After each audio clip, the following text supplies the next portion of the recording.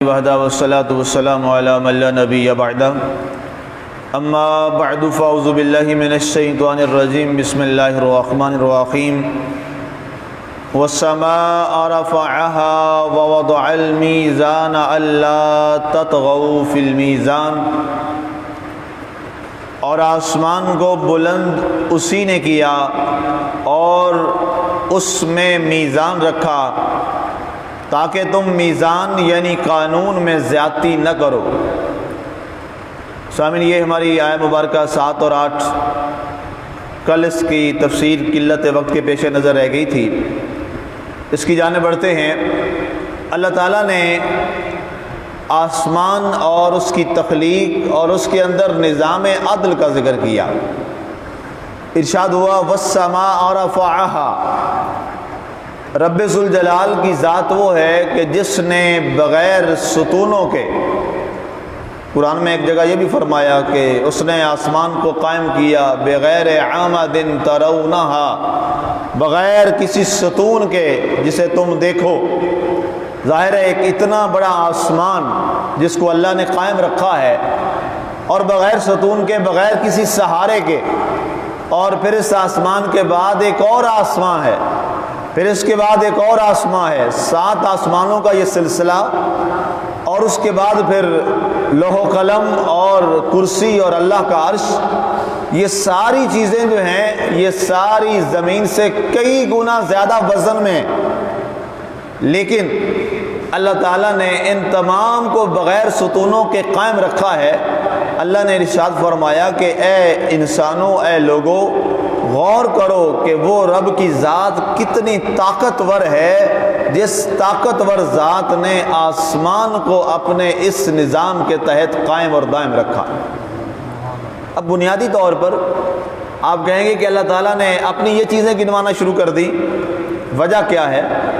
وجہ یہ ہے کہ چونکہ یہ قرآن پاک اس ماحول میں نازل ہوا، ان عربوں میں نازل ہوا جو عرب بتوں کی پرستش کرتے تھے، مورتیوں کو اور اپنے ہاتھوں سے تراشے ہوئے جو پتھر کے صنم تھے انہیں اپنا خدا اور اپنا معبود مانتے تھے۔ اب اللہ تعالیٰ نے اس انداز کو پیش نظر رکھتے ہوئے انہیں وہی علاج بتایا۔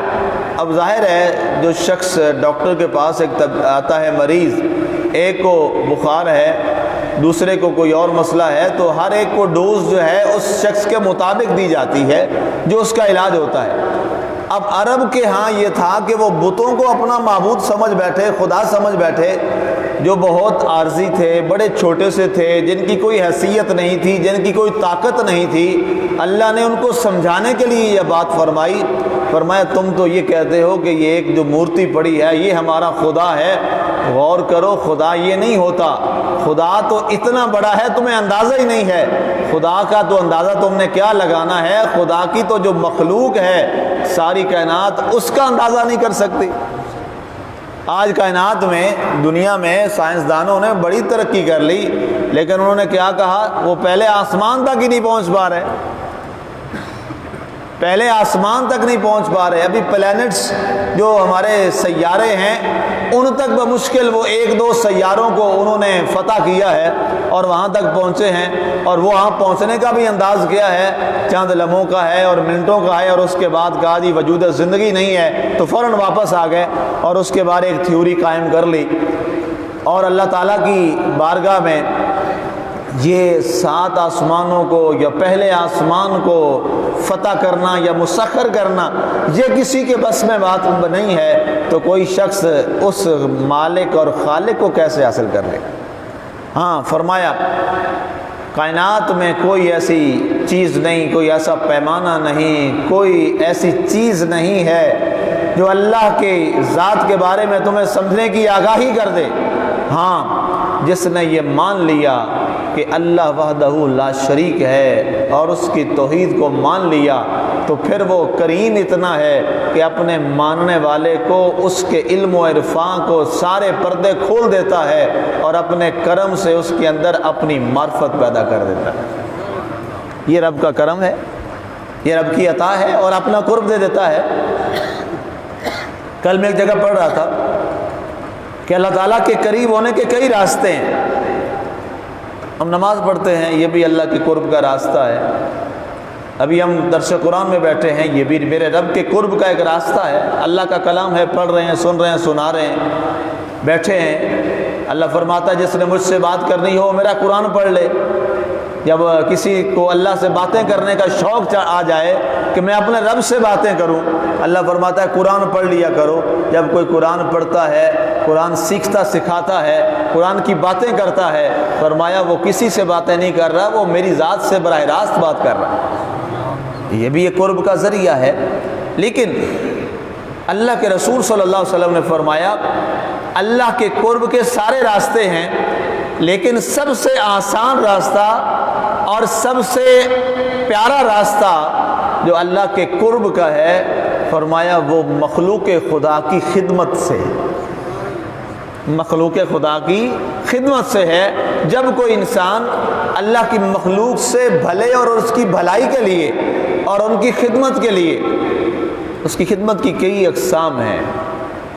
کسی تکلیف میں ان کا مداوع کر دینا، لا علم ہے انہیں صاحب علم بنا دینا، تاریکی ہے اس کو روشنی میں بدل دینا، پریشانی ہے اس کو خوشیوں میں بدل دینا، غربت ہے اس کو امانت میں بدل دینا، بھوکا ہے اس کے کھانے کا اہتمام کر دینا، پیاسا ہے اس کی پیاس بجھا دینا، بیمار ہے اس کا علاج کروا دینا، اس کی بیمار پرسی کر لینا، کوئی جناب کسی تکلیف اور پریشانی میں ہے اس کا مداوع کر دینا۔ اللہ کے رسول صلی اللہ علیہ وآلہ وسلم نے یہاں تک فرمایا کہ اور کچھ نہیں کر سکتے ہو، جاتے جاتے راستے میں کوئی چیز دیکھو کہ پڑی ہے تو فرمایا راستے سے تکلیف دہ چیز کو ہٹا دو، یہ بھی تمہاری خدمت مخلوق میں شامل ہو جائے گی۔ اسلام نے ہمارے لیے بڑا آسان راستہ رکھا۔ رسول وسلم نے سخاوت کے فضائل بیان کیے۔ ایک شخص کھڑا ہوا صحابی رسول حسرت کرتے ہوئے، یا رسول اللہ علیہ وسلم کاش میرے پاس آج مال ہوتا تو میں رب کی راہ میں خرچ کر دیتا۔ اتنی بڑی عبادت ہے اللہ کی راہ میں خرچ کرنے کی، اتنی بڑی عبادت ہے مخلوق خدا پہ خرچ کرنے کی، اللہ کی مخلوق پر خرچ کرنا اتنا بڑا اجر ہے، تو اگر میرے پاس پیسے ہوتے نا تو اے میرے پیارے آقا میں اللہ کی مخلوق پر لگا دیتا، میں اللہ کی مخلوق کی تکلیفوں کو دور کرنے کے لیے لگا دیتا۔ تو اللہ کے رسول صلی اللہ علیہ وسلم نے فرمایا کیا تیرے پاس ایک گلاس پانی کا بھی نہیں ہے جو تو لوگوں کو پلا دے؟ کہا یا رسول اللہ یہ تو ہے۔ فرمایا تو ایک گلاس پانی کا اس نیت سے پلائے کہ میں پیاسے کی پیاس بجھا رہا ہوں، اللہ تجھے اس کے بدلے میں سخاوت کا درجہ عطا فرمائے گا۔ سبحان اللہ۔ بولا تو نے دیا ہی اتنا، جتنا دیا تھا اس حساب سے دے دیا۔ تو گزارش کرنے کا مقصد یہ ہے، اللہ نے آپ سن رہے ہیں کل سے پرسوں سے درس قرآن یہ چل رہا ہے سورۃ رحمان شریف کا، بالکل چھوٹی چھوٹی آیات، دو الفاظ، تین چار الفاظ۔ اللہ نے پہلے بیلوں کا ذکر کیا، پھر درختوں کا ذکر کیا، سورج کا ذکر کیا، چاند کا ذکر کیا، اب آسمان کا ذکر کیا۔ کل کے انشاءاللہ درس مبارک میں آگے زمین کا ذکر آنے والا ہے، اس پہ انشاءاللہ کل بات کریں گے۔ آسمان کا ذکر کیا، اس بنیاد پر یہ ذکر کیا تاکہ یہ لوگ سمجھ جائیں کہ جس کی مخلوق اتنی بڑی ہے وہ خالق کتنا بڑا ہو۔ سبحان اللہ۔ اس لیے سب سے زیادہ جو کلمہ بولا جاتا ہے ایمان والوں کی طرف سے اللہ کے لیے، اور اللہ نے سکھایا ہے، وہ کیا لفظ ہے؟ اللہ اکبر۔ اللہ اکبر، اکبر تفصیل کا صیغہ ہے، یعنی کائنات میں اللہ سے بڑا کوئی ہے ہی نہیں۔ تصور کیا ہے ہی کوئی نہیں، جب ہے ہی کوئی نہیں تو پھر تصور کس بات کا؟ تو اللہ نے ان سے فرمایا وَالسَّمَاءَ رَفَعَهَا، اللہ تو وہ ہے جس نے آسمان کو بلند کیا، وَوَضَعَ الْمِيزَانَ، اور اس میں اس نے میزان رکھا۔ اب میزان کے بارے میں مفسرین کے، تابعین کے، صحابہ کے کئی اقوال ہیں، ان میں سے دو اقوال بڑے اہم ہیں۔ نمبر ایک، میزان کا لغوی معنی ہوتا ہے ترازو، جس سے آپ تولتے ہیں اس کو میزان کہتے ہیں، کنڈا، کانٹا، ترازو۔ اب یہاں میزان سے مراد ہے نمبر ایک، پہلا معنی کہ اللہ تعالیٰ نے عدل قائم کیا، ترازو قائم کیا، ترازو کو وضع کیا اس دنیا میں، آسمانوں میں، اس کے درمیان اس نے یہ ترازو پیدا فرمایا۔ تو ترازو سے مراد کیا ہے کہ اللہ تعالیٰ جو دنیا میں تم عمل کرو گے اے لوگو، اللہ تعالیٰ نے ہر چیز کا ایک میزان رکھا ہے، وہ دنیا میں بھی لگاتا ہے اور تمہیں خود اس کا میزان لگانا چاہیے، لیکن حشر میں تو اللہ پھر لگائے گا اور وہ میزان فیصلہ کن ہوگا۔ اور پھر جس کا میزان، ابھی جو پہلی رکعت میں جو میں آیات تلاوت کر رہا تھا وہ اسی میزان کے حوالے سے تھی۔ اللہ تعالیٰ نے فرمایا یا ایھا الانسان ما غرک بربک الکریم الذی خلقک فسواک فعدلک فی ای صورۃ ما شاء رکبک کلا بل تکذبون بالدین وان علیکم لحافظین کراما کاتبین۔ فرمایا اے انسان، تجھے کس چیز نے مغرور کر دیا اپنے رب سے؟ تو رب کے آگے اگر تکبر کرتا ہے، دنیا پہ اللہ کی زمین پہ تکبر کرتا ہے، کس چیز نے تجھے مغرور کر دیا اپنے رب سے؟ الذی خلقک، جس نے تجھے پیدا کیا، فسواک، پھر تجھے برابر کیا، فعدلک فی ای صورۃ ما شاء رکبک، اور جس صورت میں چاہا تجھے بنا دیا۔ یہ ساری صورتیں کس نے بنائی؟ میرے رب نے بنائی۔ فرمایا تیرے بس میں ہے کوئی صورت؟ یہ میری مرضی ہے، جس کو چاہوں جس صورت میں ڈھال دوں، لیکن اس کا یہ کرم ہے کہ اس نے انسانوں کی ساری صورتیں ہی بڑی خوبصورت بنائی۔ انسان کو اس نے بنایا ہی بڑا خوبصورت، اس نے یہ آئینہ ایسا خوبصورت انداز کا بنایا کہ اس آئینے میں انسان جب بھی چہرہ دیکھتا ہے تو اللہ نے پیارا اور خوبصورت بنایا ہے۔ کوئی آدمی اپنے کرتوتوں سے اپنے چہرے کو سیاہ کر لے تو یہ ایک الگ بات ہے، مالک نے سب کا چہرہ خوبصورت بنایا۔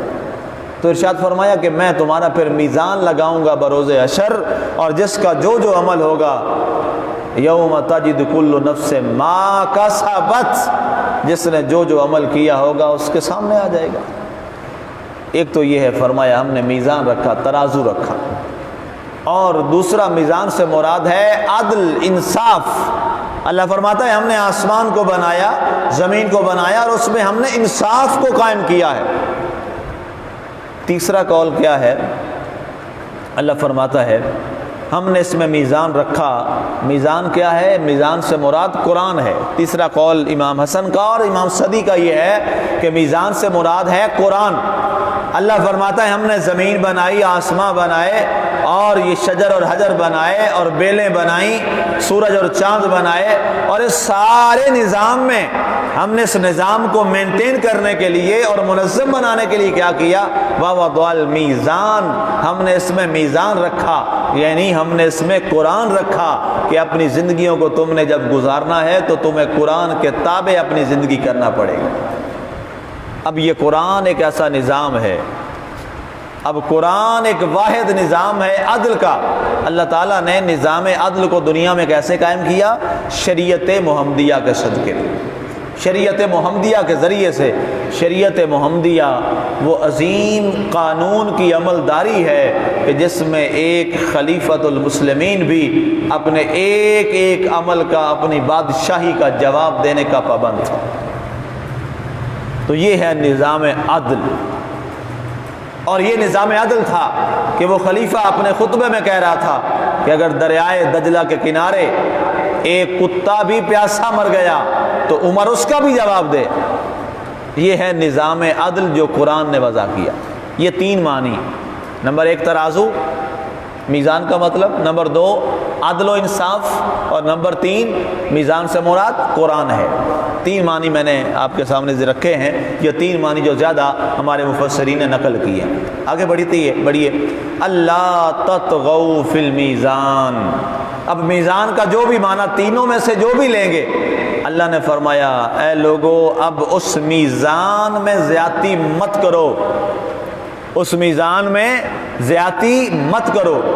اگر اس میزان سے مراد نظام عدل ہے تو بے انصافی نہ کرنا، اگر اس نظام عدل سے مراد وہ ترازو ہے تو فرمایا اپنے ترازو کے ساتھ خیانت مت کرنا، برے اعمال اس میں مت ڈالنا، نیکیاں ڈالنا، کل حساب لگے گا، ترازو کنڈا لگے گا وہاں پہ۔